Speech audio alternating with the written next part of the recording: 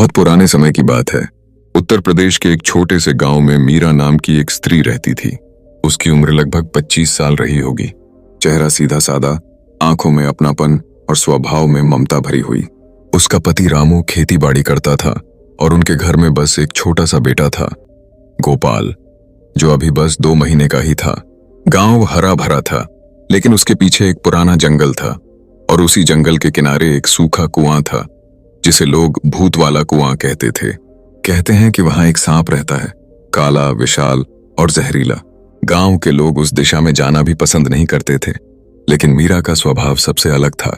वह किसी भी जीव से डरती नहीं थी। उसके मन में हर प्राणी के लिए करुणा थी। वह रोज घर के आंगन में चूल्हा जलाती, भगवान को भोग लगाती और घर के कोनों में चींटियों व पक्षियों के लिए दाने रख देती थी।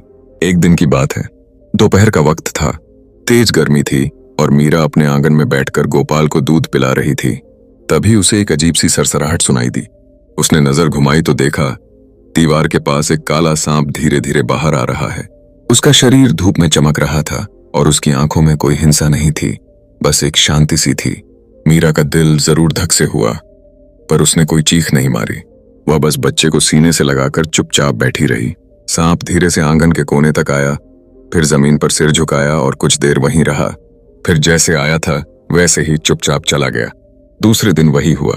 मीरा जब बच्चे को दूध पिला रही थी, सांप फिर आया और उसी जगह जाकर बैठ गया। अब की बार मीरा ने ज्यादा ध्यान से देखा। उसकी चाल में कोई आक्रामकता नहीं थी, बस जैसे कोई भूखा या प्यासा कुछ मांग रहा हो। तीसरे दिन मीरा ने हिम्मत की। उसने कटोरे में थोड़ा सा दूध निकाला और दीवार के पास रख दिया। सांप धीरे धीरे आगे आया, कटोरे तक पहुंचा और जमीन से दूध चाटने लगा, फिर धीरे से सर झुकाकर चला गया। उस दिन से यह एक रोज की आदत बन गई। मीरा रोज थोड़ा दूध उस सांप के लिए रखती और वह सांप रोज आता, शांत होकर पीता और चला जाता। गांव के लोगों को जब पता चला तो उन्होंने कहा, मीरा, तू ये क्या कर रही है? वो नाग है, कभी भी डस देगा।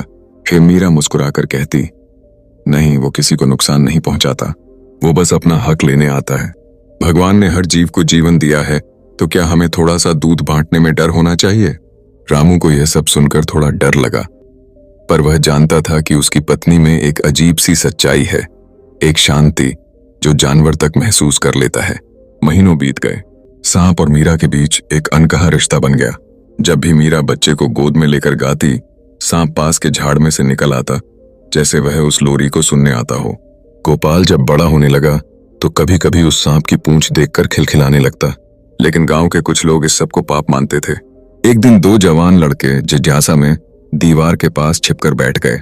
जब सांप आया और दूध पीने लगा तो उनमें से एक ने पत्थर उठाकर उस पर फेंक दिया। पत्थर सीधे उसके शरीर पर लगा।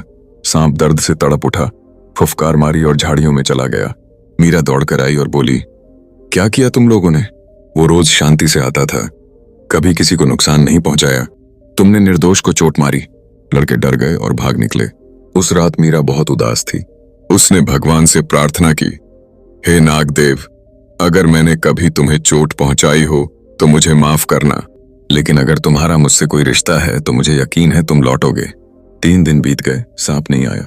मीरा को सच्चा दुहक हो रहा था, जैसे कोई अपना चला गया हो। चौथे दिन शाम को जब मीरा कुएं से पानी भर रही थी, उसने देखा कि वही सांप धीरे धीरे उसकी ओर रेंगता हुआ आ रहा है। उसका शरीर पर पट्टियां बंधी थीं, शायद घायल था।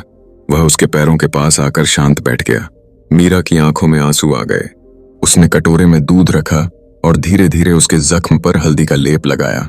सांप बस उसकी ओर देखता रहा, जैसे वह समझ रहा हो कि यह ममता कैसी चीज है। वक्त गुजरता गया। गोपाल अब 7 साल का हो गया।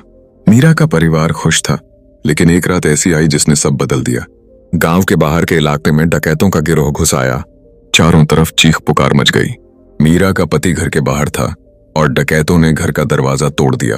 मीरा ने बेटे को गोद में लिया और कमरे के कोने में जा छिपी। डकैतों में से एक ने दिया देखा और बोला, देखो, औरत अंदर है, सोना भी यहीं होगा।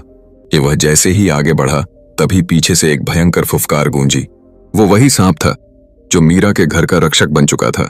उसने बिजली की तरह छलांग लगाई और उस डकैत की गर्दन पर काट लिया। वह तड़प कर गिर पड़ा। बाकी के डकैत डर गए। नाग है, नाग है कहते हुए भाग निकले। मीरा स्तब्ध थी। उसने बेटे को सीने से लगाकर सांप की तरफ देखा। उसके चेहरे पर आंसू थे। उसने धीरे से कहा, तूने फिर मेरी रक्षा की। बेटा, तू तो सच में मेरा गोपाल ही है। सांप कुछ पल वहीं रहा, फिर चुपचाप बाहर निकल गया। सुबह हुई, गांव वाले इकट्ठा हुए। डकैत भाग चुके थे, लेकिन उसी कुएं के पास लोगों ने देखा वो सांप मर चुका था। शायद डकैतों ने भागते भागते उसे पत्थर से मार दिया था। मीरा फूट फूट कर रो पड़ी। उसने कहा, उसने मां के दूध का कर्ज निभाया, अब वो चैन से सो सकेगा। उसने खुद अपने हाथों से कुएं के पास उसकी समाधि बनाई, फूल चढ़ाए और रोज वहां एक कटोरा दूध रखने लगी। साल बीत गए, मीरा बूढ़ी हो गई। गोपाल अब जवान था और खेती संभालने लगा था। एक दिन जब वह वही पुराना कुआं साफ कर रहा था, उसे मिट्टी के नीचे कुछ चमकता दिखा। उसने खोदा तो वहां एक छोटा तांबे का पात्र निकला। उसमें पुराने सोने के सिक्के और एक नाग की चांदी की मूर्ति थी।